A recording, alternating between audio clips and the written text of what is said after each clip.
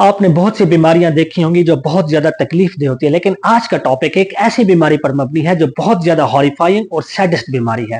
اگر آپ نے 2007 میں ریلیز ہوئی ایک ڈاکومنٹری فلم دیکھی ہے، the diving bell and the butterfly, تو آپ بخوبی جانتے ہوں گے کہ ہم آج کون سے ٹاپک پر کون سی بیماری کے بارے میں ڈسکس کرنے جا رہے ہیں۔ جب کوئی بھی انسان کوما میں جاتا ہے تو وہ زندہ ہوتا ہے، سانسیں لے رہا ہوتا ہے، لیکن اس کے برعکس وہ کانشیس نہیں ہوتا۔ لیکن کچھ کیسز کے اندر لوگوں کی تھوڑی بہت کانشیسنس ہوتی ہے، لیکن کافی کیسز کے اندر 100% کانشیسنس لوز ہو جاتی ہے۔ امیجن کریں آپ ایک ایسی بیماری جس میں انسان کانشیس بھی ہو، ایک ہاسپٹل کے بیڈ کے اوپر لیٹا ہوا ہو، اپنے ارد گرد کی چیزوں کو دیکھ رہا ہو لیکن باڈی موومنٹ نہیں کر پا رہا ہو۔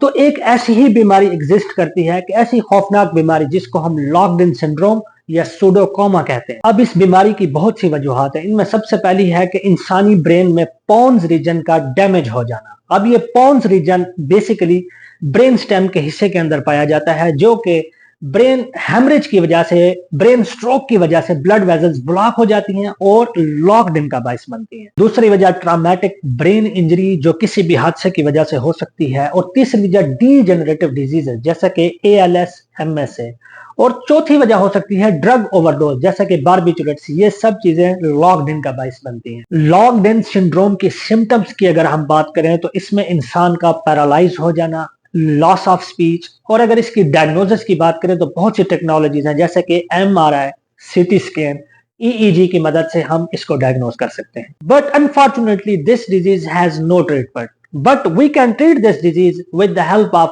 Speech therapy, physiotherapy and some use of medication to suppress certain types of symptoms.